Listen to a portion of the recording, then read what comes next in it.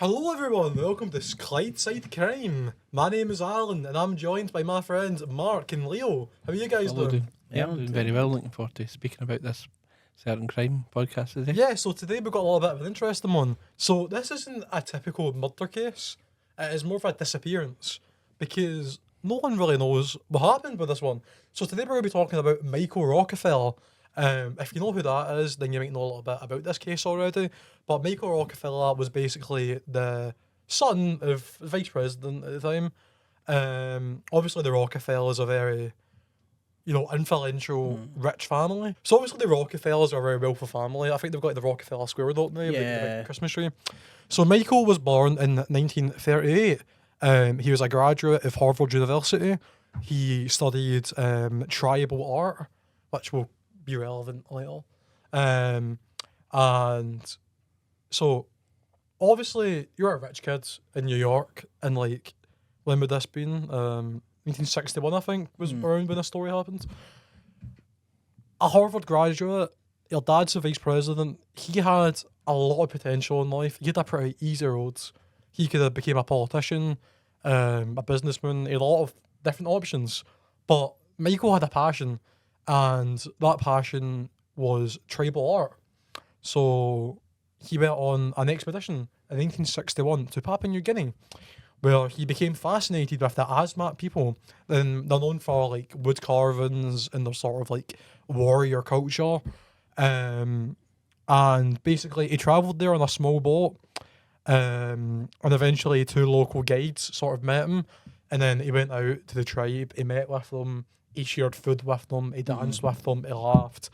He had a great time. And Michael eventually asked one of the sort of heads guys of the tribe if he could take some of the art back to America to put it on display in New York. And he was respectfully told no. But Michael managed to, like, I'm guessing either the tribes people knew what a camera was, or Michael maybe had one with him, or like whatever. But they basically said to Michael, you cannot take our art, but you can take pictures of it and bring the photos back. So Michael, I think, took a few photos and returned to America. Everything seems pretty normal so far. Yeah, seems like an anthropologist kind of expedition. I mean, it doesn't seem like they were hostile to him. They were very welcoming. I mean, like if you look at the Asmats compared to like the North Sentinels, where they I was about to say that, they're for context, very maybe we should clear talk about other yeah. groups. So, talking about the North Sentinel Islands, so if you don't know who that is, they're basically an uncontacted tribe who's had no communication with the outside world since the Bronze Age. Now, they're not the only ones. There was the Atamanese, who were basically their neighbouring islands. They got wiped out, didn't they? Not on purpose, but sadly, yes. So eventually the Atamanese voluntarily decided to speak to the British, and the British spoke back to them. But because they were so isolated, they basically weren't immune to diseases and whatnot. And then they caught a bunch of stuff from the British, and eventually this wiped out, I think it was like 80 or 90% of their population. Yeah. So obviously if like we were to go to North Sentinel right now, We and could get them sick. yeah. And it's not that North Sentinels had no contact. There's been people that's given them like coconuts Yeah, and what, there's but it's, been like, very Alan minimal. Shaw and things like Yeah. that. Like he was a missionary who wanted to go, and like I mean, they've made it clear they don't. Yeah. White men, like white people, to them are a danger. Like Sometimes, yeah. I think in the sort of 1800s, The way early they look at it, 1900s, they're a lot yeah. more friendly towards us. Because that was around when the kind of British explorers Yeah. were like at its peak. Well, not peak, but you know what I mean. It was like exploring was still like an actual job that people had and whatnot. Eventually, like a lot of boats went out and they like exchanged coconuts and all that. But obviously, North Sentinel stayed overall violent.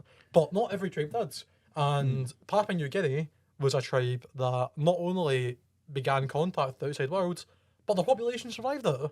Yeah. They didn't get wiped out by disease. Do you think it's maybe a genetic thing? Like some tribes just genetically, Possibly, I guess. naturally became immune to the same things that we're immune to? I mean, we're never going to know because there's only been like 2 or 3 North Sentinelese people that's been medically studied by like scientists. Yeah, it's And that not was gonna happen. one in the early 1800s. Yep.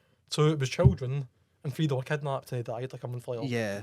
And someone just got arrested and sentenced this year, actually, for trying to be this big influencer, going to the North Sentinelese people, going to their island and trying to give them a can of Coke. Arresting them. Yeah, it was 2 fishermen that caught him coming back after giving them the can of Coke, and they obviously reported him. There's also been a lot of cases of like drunk Indian fishermen falling asleep and then washing up an island and getting killed. Or they get arrested because they're too close to the island. Or there was the Christian preacher who gets shot in the heart with an arrow. That's Alan Cho. Is that who that was? Yeah. He went back and then came back again the next day. Yeah, he had the cheek to write in his diary, "Why did that little kid shoot me?" And I'm like, well, maybe they don't want you to go near them. Like, have you ever thought about that? They don't. Like, this is the thing I think is fascinating about tribes, is that they haven't been shamed into like modesty and things like that. Like, if you think about it, like that's like we are shamed to be modest, to wear clothes and things. A lot of tribes aren't, because they just don't have that, but a lot of it is like Christian shame to be modest and whatever. So when all these missionaries go over, they just shame all these people out of their customs. And that's why I'm like if you're like, don't go to these places, just leave Obviously, it. Some of the customs are good to get rid of, even if it's our culture. Like looking at the Papua New Guinea, because also that's the one that's relevant to this podcast. Because I could speak about the Sentinelese all day. Oh yeah. But then we're changing the body subject at that point, because there's a lot to talk about, and it's very interesting. But if the Papua New Guinea like tribe, I think one of the big things that they practiced was cannibalism, and then eventually the Dutch colonised Papua New Guinea, and I think they sort of forced them to like not eat each other. But it wasn't a case of like you'd wake up, have an argument, and eat like a guy you're arguing with. I think it was a case of like when they went to war with other tribes within the same like country, then they would eat the people that they capture, kind of thing. So there was a couple of tribes in Papua New Guinea as well who would eat their loved one's brain, and that's where the virus comes from, the like mad cow disease. Yeah, that's where that comes from. Like a strain of it. Anyways, so I think we should probably go back on about Michael. So after the 1961 expedition, where he basically befriended them, he returned in November 17th, 1961. Now, Rockefeller was travelling in a small boat near the Asmat coast. He got on the island okay. He took his photographs. He danced with them again. They fed him. They got on very well, him and the people. There's photographic evidence that he went to the island and like befriended them again.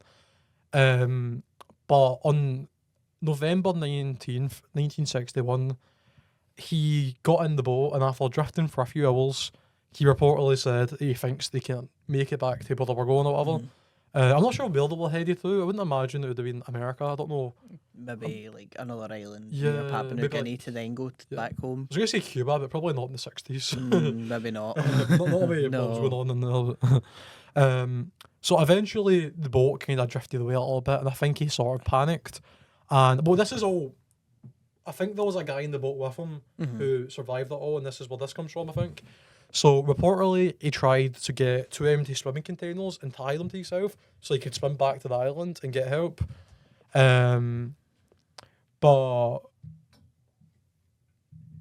he was with someone called Rene Wasson who stayed with the boat and was later rescued. But he reported that Michael had tried to swim towards the island. But the problem is, Michael, after he swam away towards the island, he was never seen again. So there's a few possibilities. Obviously, there's a case of he drowned. Maybe it's as simple as that. Maybe a strong ocean current, like, swept him away. Maybe like a shark or a crocodile. I don't really know what kind of animals are about though. Shark, crocodiles, that kind of thing. So I've got my notes here, so I'm looking at for the viewers. Apparently, this theory is supported by some of his family members, including his sister Mary Rockefeller. Yeah, I read that she thinks that he drowned. Yep.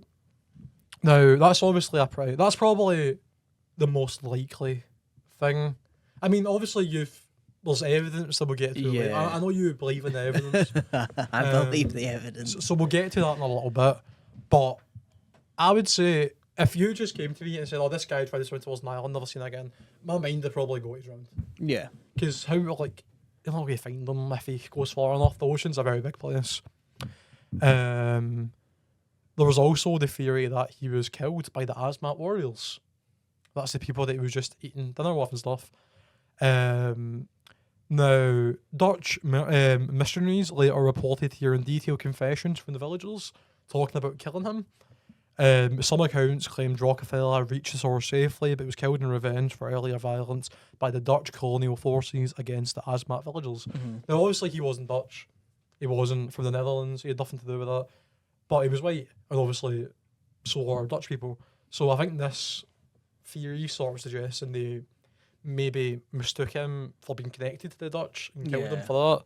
Which, once again, if they were going to kill him, why did they not do it the first time or the second time? Why would they wait until he voluntarily left the islands and then tried to come back? Why would they kill him then? Yeah. So obviously there's like, apparently Dutch missionaries held it. Apparently a journalist once went to the island. I think this was in like the 70s or 80s maybe. And he brought a translator. And apparently the translator heard little children talking about, obviously saying, don't tell the white man the story about killing the other white man. And then reportedly they walked over to this old guy and he just had a pair of like square glasses on. Exactly like Michael Rockefeller's. And then the journalist is like, where did you get them? And apparently the guy just took them off and went, what glasses? I shouldn't laugh, but it's like such a ridiculous thing to kind of like. It seems like it's almost so on the nose. They're knew like trolling this guy, and they thought they would just sprinkle in a little bit of evidence to like make them look more guilty. Well, that's getting to another theory. Sorry to spoil the episode, but the last theory is that he joined the tribe, and I think that pushes towards that a wee bit. Yeah, like maybe those kids were told to go and mention it in front of the journalist. Well, see, going back to the Dutch missionaries, right? There's a documentary called The Mission, which is about Alan Shaw, right? But they also talk to other missionaries who have been to other islands and went to tribes in Papua New Guinea. And the thing with the ones in Papua New Guinea, they could never convert them to Christianity because they would just, like, they basically turned into these trolls and, like, would just troll these white people who came to their island to preach about Jesus and stuff. So they'd be like, oh, so you know Jesus? They'd be like, no. So you've heard of him? Yeah, I've heard of him. Right, so how do you know he performs these miracles? Because, like, when we do a dance, rain happens, like, so we believe in a rain god, and, like, so I think, like, maybe the tribe were kind of like, I'm going to take the rip out of you a little bit. The journalist I was talking about, by the way, was journalist Carl Hoffman, and I think I got the date wrong. I think this was in, like, 2014. So quite a while later for them to, like, still be talking about it and that. So he'd be in his 70s around about then, because, like, now he'd be 88 now, if he's still alive. Now, one of the kind of bigger theories is that Rockefeller survived it and decided to give up his life of luxury and, say, privilege. And instead, he apparently joined the natives, which is ridiculous, isn't it? There's no evidence of that whatsoever. Or is there? Now, Leo, you're going to be editing this, so if you would kindly put a photograph over my shoulder here. Yes. As you can see, that is a white man. Yep. That is a white man. So that picture was taken in around 66, and it was reportedly... So it was filmed in 66, but the footage wasn't seen until years later. So apparently this was a guy who was getting B-roll footage for a documentary on the Dutch colonies and the Asmat people. Reportedly, he had a camera set up, an old-fashioned camera. He was away doing whatever, and a couple of boats drove past. As you can see in the photo, a couple of boats drove past, and you see all the tribesmen, but then there's one tribesman wearing traditional, Papua New Guinea outfits, I don't know what you call it, but he just happens to be fully white, with blonde hair, and, like, long, straight-ish hair, and, like, a beard, and it doesn't look very asthmatic. If that's, I don't know if that's what you call people from. I would assume people, so. Yeah. I'm gonna guess. I'd be respectful and give them a proper title. So, it doesn't look like it belongs there. No. Now, this footage was eventually kept in a vault, I think, and eventually the filmmaker was looking back at old footage he filmed, like, about 20 years later, and found it and was like, "Wait a minute, is that Michael Rockefeller?" And also, I'm pretty sure that the Rockefeller family, obviously his dad was the vice president. I'll be honest, I don't remember his first name. Oh, Vice President Rockefeller, but I don't remember his first name. Or who his president was. No. I mean, it would have been like the 30s, so it would have been like, I don't know, maybe like William Taft or something. Oh, it might be Taft. That's just a guess. I'm not American. I don't really know American presidents too well. But he was a vice president, and he put out a bounty on his son's head, basically being like, I think it was like, if you find proof of his, what do you would call it? Demise, yeah. Or like proof of life. Then they'll get money. Also, can I just say, see if like they did actually kill him? Let's just say they saw the way. Also, like, so whenever white people first started to go to these colonies, apparently they thought they were spirits because they hadn't seen anything like that before. So, in their head, let's just say the tribe did kill Michael Rockefeller. What would they have thought if afterwards? Because after this happened, there was cars driving through, like military-style jeeps, driving through the woods looking for Michael.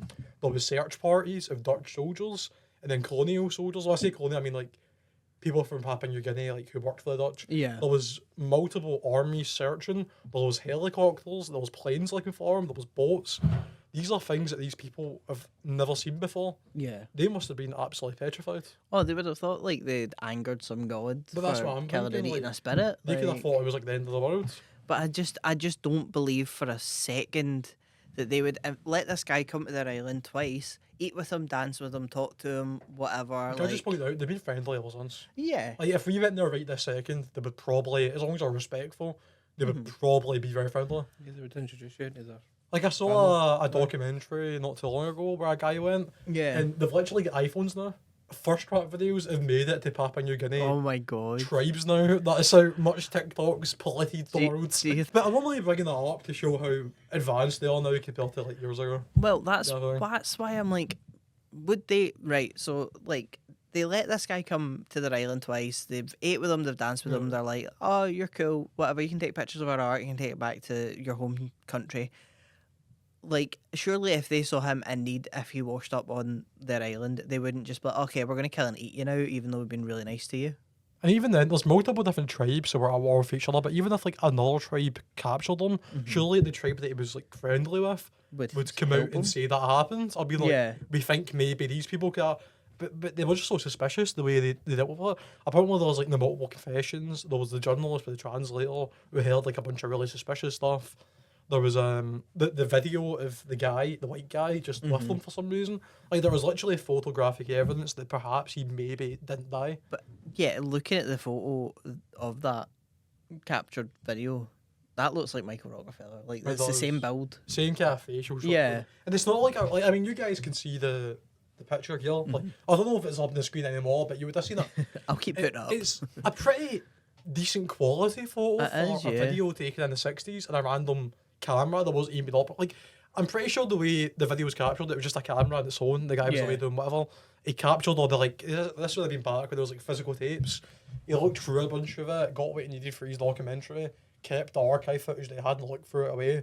Like 10, 20 years later, he looks through it again and sees this. And that's when that video becomes known to the public. And that's why we don't throw away footage. See, if that footage was seen when it was first taken, do you think the investigation into Michael Rockefeller would have a different outcome? I think so. I think they might have found him on that island. I don't think they've ate him. I think he's genuinely been like, yeah, okay, he was in danger, but I think he probably planned to go back eventually and try and live with them because they seemed another thing to is, like him enough. At the end of the day, he's a grown man. Yeah. See, if he wanted to just say, I don't want to go to Harvard anymore. I don't want to get into the family business of politics. I want to go live with these tribesmen. Surely he could have just did that. Realistically, what was going to stop him? Yeah. So why would they have to fake his death? I don't. Well, maybe he just saw that as his opportunity to fake his death then, and maybe he was just like, I don't want to be found.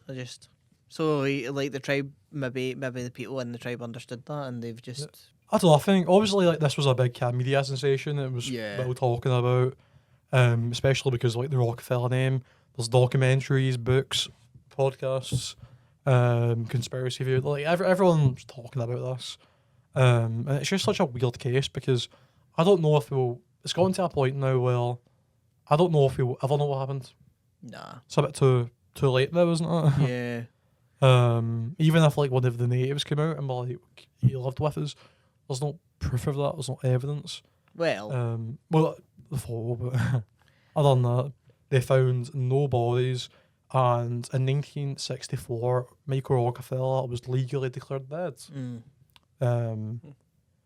Obviously, there was no proof of that. But yeah. I don't know, this is a weird case. I think we should probably just... It's quite difficult to comprehend because... Yeah. Like, there would have been old men now who were like full-on warriors. I mean, even nowadays, the documentary I watched before, the guy who went to the Papua New Guinea, he was speaking to like 80-year-old men who were like, I remember the taste of human. They don't eat human anymore. So it could have been either way. Obviously, like, I don't know, so I would imagine Papua New Guinea banned it. Yes, they did actually, they did.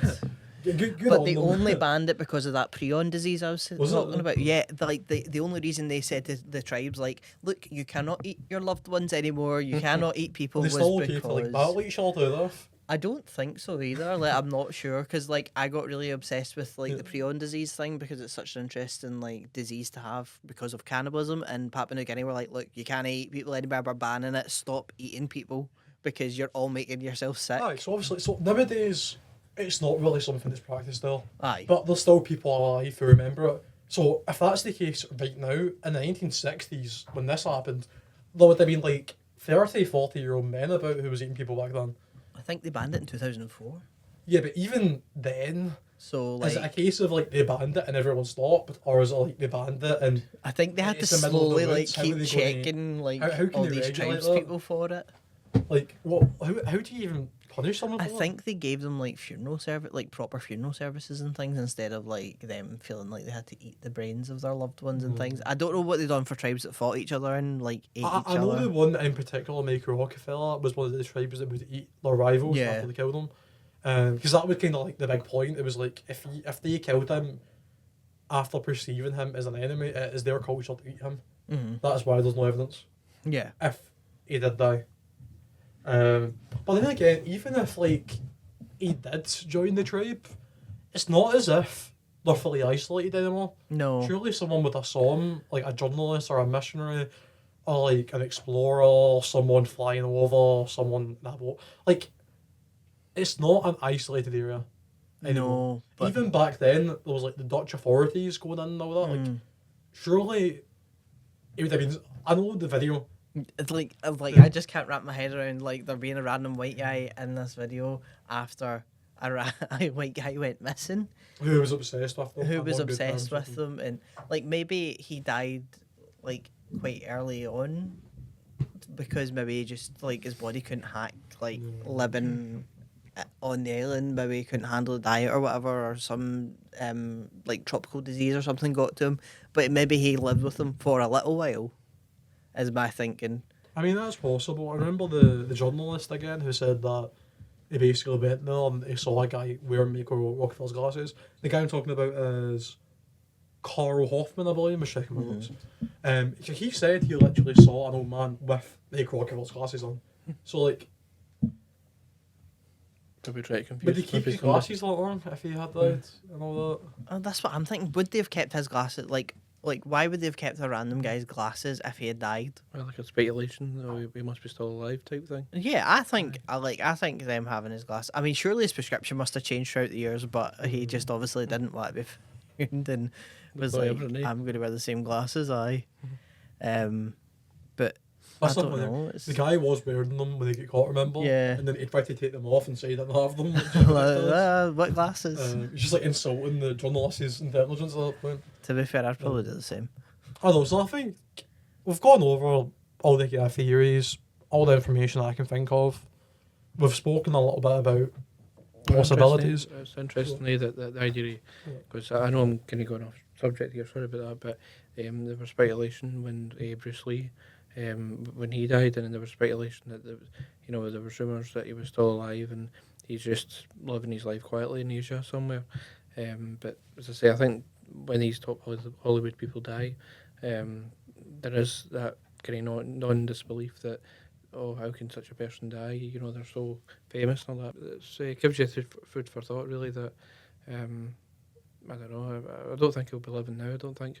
Well, I mean, he'd be 88 now, so, I mean, there's a possibility that he could be alive. If he's living in the woods with no processed sugar, for the alcohol or like I know, man. ecoplastics. Like maybe he's doing pretty good for himself, yeah. A wee disposable barbecue. Aye. And it's obvious that the people in those places live really long because you've got all the like little 80-year-old men with their phones and their TikTok and all that. Aye. Now, so they must have a good life expectancy. Aye, I know.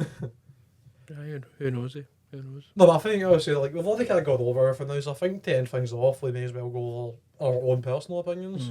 So for me personally, I'm still pretty split because I feel like as someone researching this years later, I want the outcome where he didn't die to be true and where he faked his death, just because he didn't seem like a bad person or anything. He seemed like a pretty nice guy from interviews, and he didn't seem like a rich, arrogant type. He went out of his way to go and visit these people. He respected our culture. Like, he seemed like a decent, nice person, and I just don't like the idea that he just died.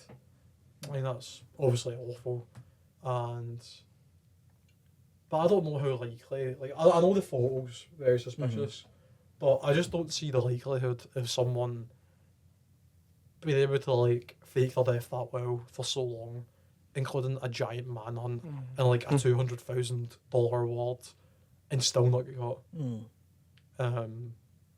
But then again, that picture is very strange. Yeah.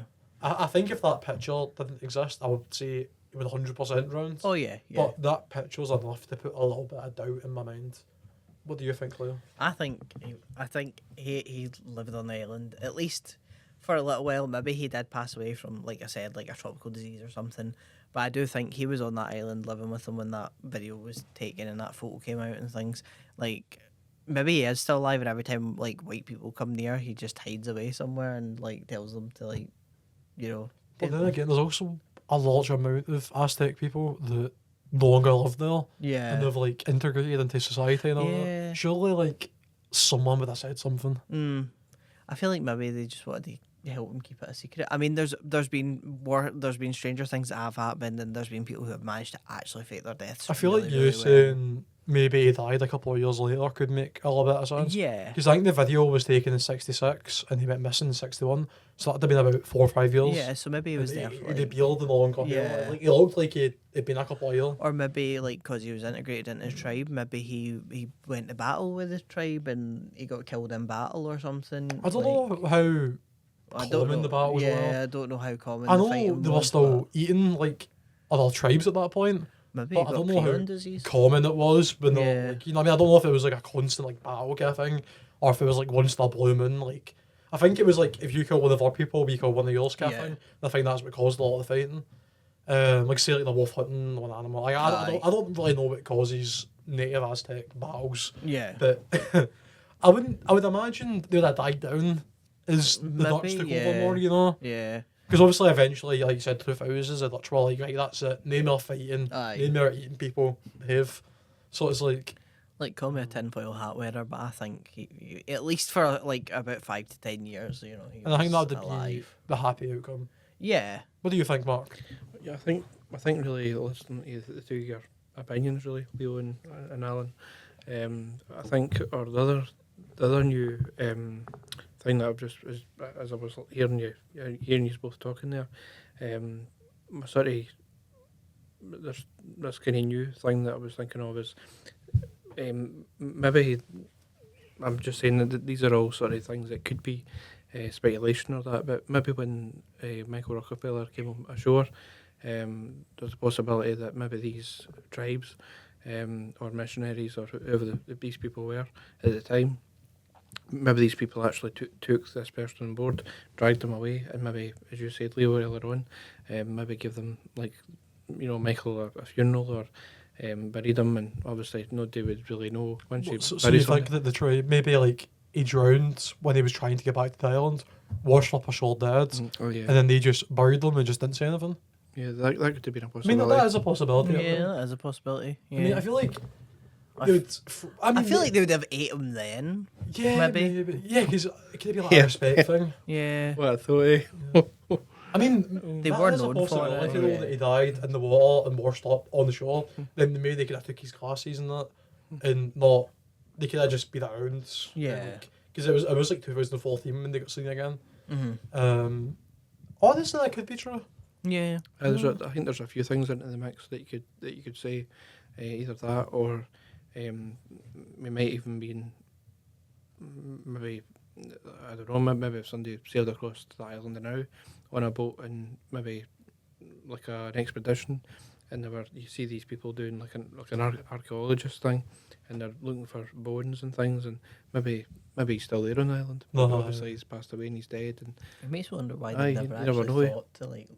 To be dig fair, up like, bits if you're and a look for native bones. tribe, and then bloody archaeologist, whatever you, I can't say that word, sorry, they come in with all like bloody shovels and all that, you tell them to piss off, wouldn't you? You'd be like, You'd be like, leave my bloody land alone, you know.